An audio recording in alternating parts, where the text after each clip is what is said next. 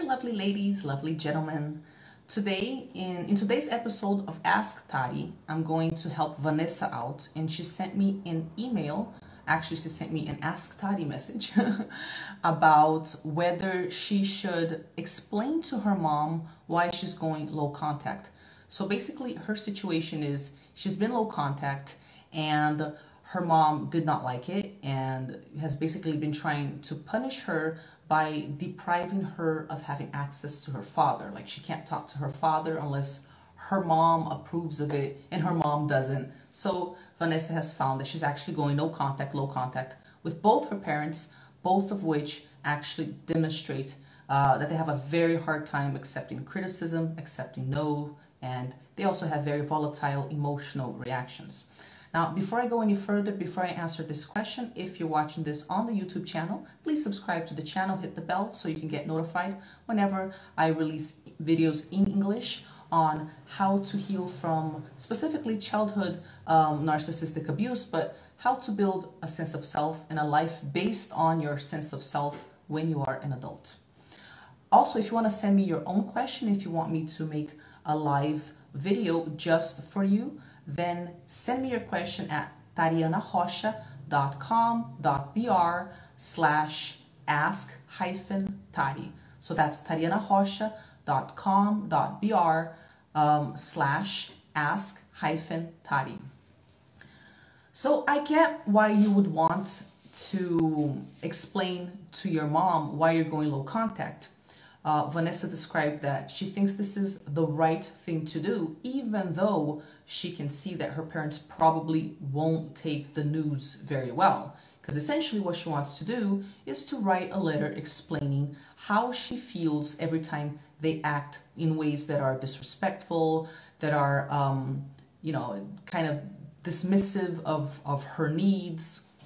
And there's many different reasons why us as children of narcissists would want to write this letter. And I definitely did have a moment where I thought I needed to write my narcissistic mother a letter. And it was about a year and a half after going no contact. Now, it could be that you want to write this letter because you already know that they're not going to change. You've already come to the very difficult conclusion that you're never going to get the approval, the support, the love, the validation that you want, that you're not going to be seen for the individual that you would like to be seen. But even though you know this, we grew up in this environment where it's super taboo for you to distance yourself from your family, and it's even more taboo for you to want to distance yourself from your parents. So there's a lot of guilt involved. And oftentimes, even though we kind of already know that we don't want to have contact with them, we do certain things in an attempt to salvage the relationship so as to deal with our guilt, so that we feel aligned with what is right to us, aligned with our own values. So if this is the case, if you feel that, the mature thing for you to do, even though you know this is not going to have any sort of positive effect on the relationship, if this is what you feel and you want to write to them from this space of like, hey, I'm doing my part, I'm explaining to you what's going wrong in the relationship, you're probably not going to really care about what I'm writing about, but at least I did my part, and now I can give myself permission to really be low contact or no contact because I did my part. If that's the expectation you have, then maybe it's not that dangerous, because you don't think that by writing this letter, all of a sudden you're going to salvage your relationship and your mom is finally going to love you. And if this is your situation, you know they're not going to change, and it's just a matter of you, being aligned with your own values, it might make sense for you to do a ritual where you actually do write this letter. And this might be a very symbolic moment for you and for many people who do this exercise of writing a letter to your narcissistic mom or dad, where you explain to them all of the things that you never had the courage to say. So all of the things that you had to deal with on a regular basis as a child, as an adult, as a teenager, that you never really had a safe space to talk about. When we feel healed enough and like I said, I did have a moment where I wanted to write my mom a letter about a year and a half after being no contact. I felt healed enough to find the courage inside of me to verbalize the things that I needed. You do not support me. You actively sabotage me. You only care about this and that. And this can be done as a ritual. You can do this for yourself, and you can write down everything that you've always wanted to say, and then you have two options. The first option is, yeah, you could send it to her.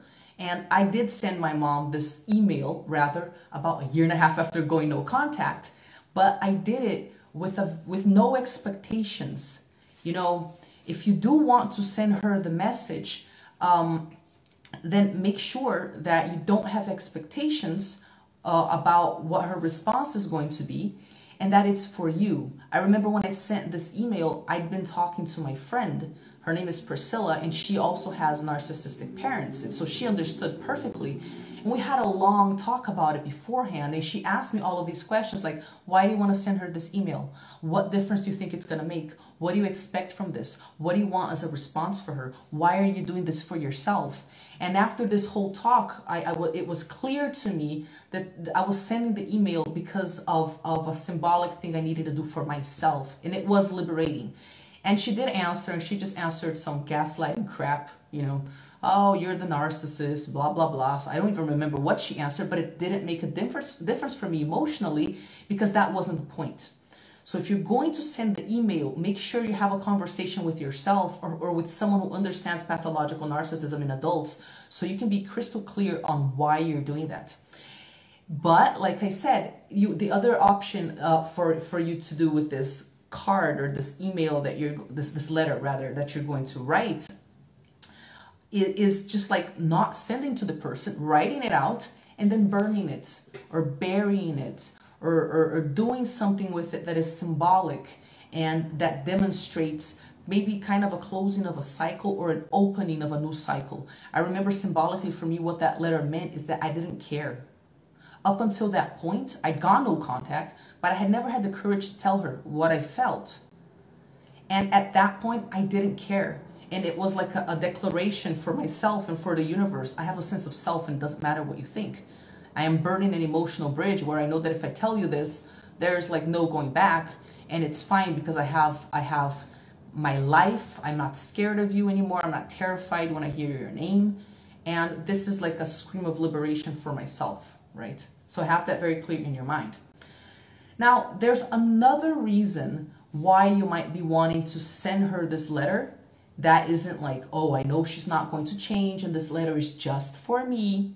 And this other reason can be a little bit dangerous, and it is that maybe you do expect the relationship to change, and you do think that if you do this or you jump through those hoops or you act however way, that maybe this time you will be seen, this time you will be taken seriously. And if that's the expectation that you have, if there's something inside of you that's like, oh, if maybe now I'll be loved, then this might be a very bitter and disappointing experience for you, right? It's essential that you ask yourself what it is that you absolutely already know about your parents, so that you can approach this experience with correct expectations. And from what you told me, they are not capable of saying, I'm wrong, I'm sorry, or taking any criticism. And of course, I want to kind of say something before I go on here, which is not everybody who follows my channel actually has pathological narcissists for parents. Some people are curious. Some people aren't sure what their parents' issue would be. It might be borderline traits or, antisocial traits or something, histrionic traits or something else. And when they start watching my channel, it hits them that maybe they've never fully expressed their needs in their relationship with their parents, and that maybe if they do that part, maybe there's a chance of the relationship getting better.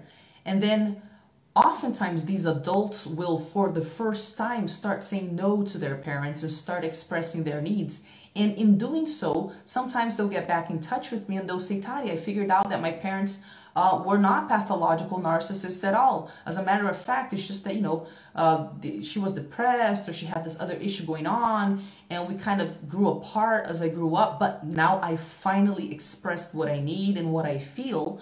And I discovered that, there was actually a willingness in my mom or in my dad to make the relationship better. Obviously, in this case, we are not talking about someone who is a pathological narcissist, maybe someone who has traits or who has some other condition.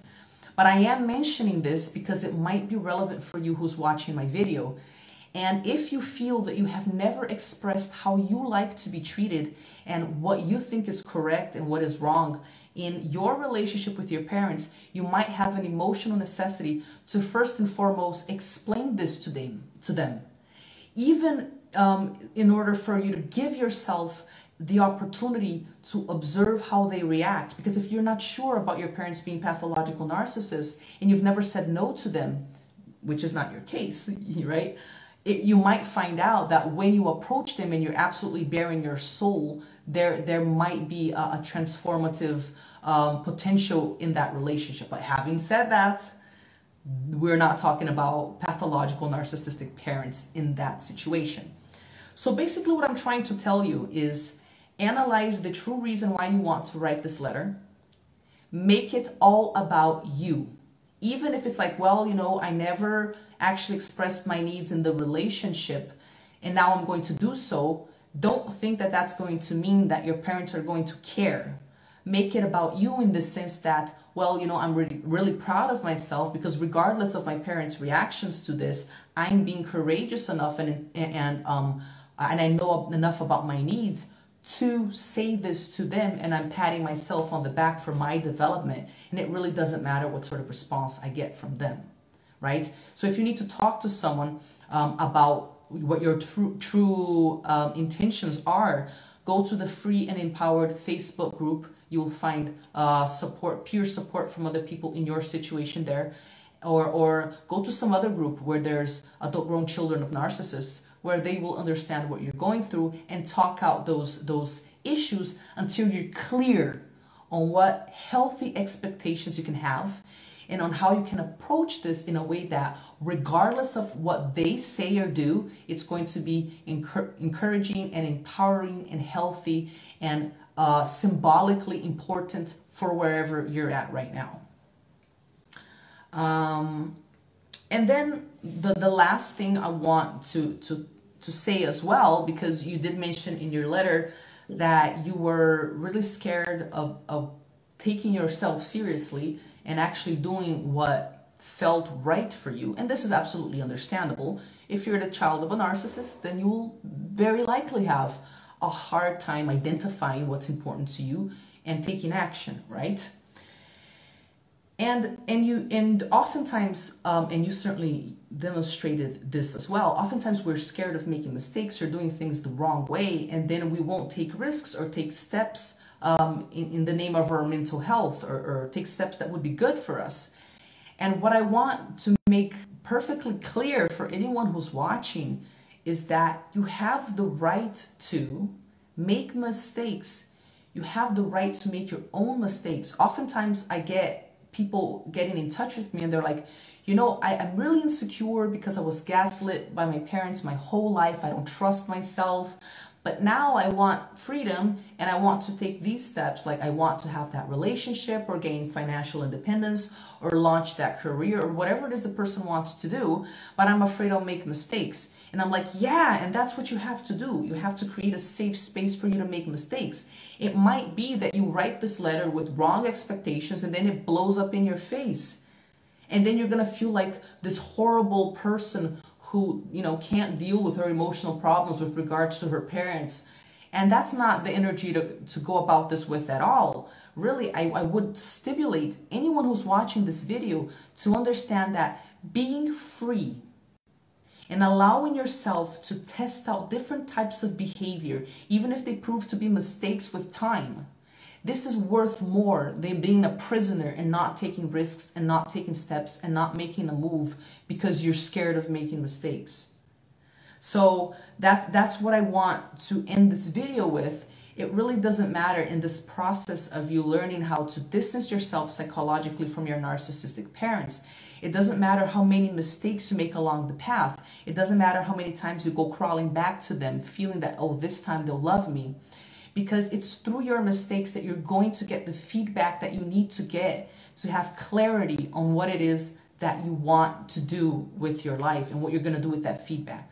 So always choose making your own mistakes, and you have the right to make your own mistakes. You're on planet Earth not only to live out what you want to live out, but also to make your own mistakes and to have your own adventures. Always convince yourself that making your own mistakes is better than living within the tight confines of what a narcissist decides that you can or cannot do. You're stronger than your mistakes, but you cannot expand beyond the tight limits that narcissists put you into when you have relationships with them. All right? Choose your own mistake. Do not choose the narcissist. There we go. That's what I wanted to tell you guys. So if you're watching this on the YouTube channel, do subscribe, hit the bell. You will be notified every time I put out a video. Also, if you want me to answer your question, then send it to Ask Tary, which you can find at taryanarocha.com.br/ask-Tary. If you like the video and you're watching this on YouTube, like it, share it. It might be interesting. It might be useful for someone else who's going through a similar situation. And that's it. That's it, guys. See you guys around.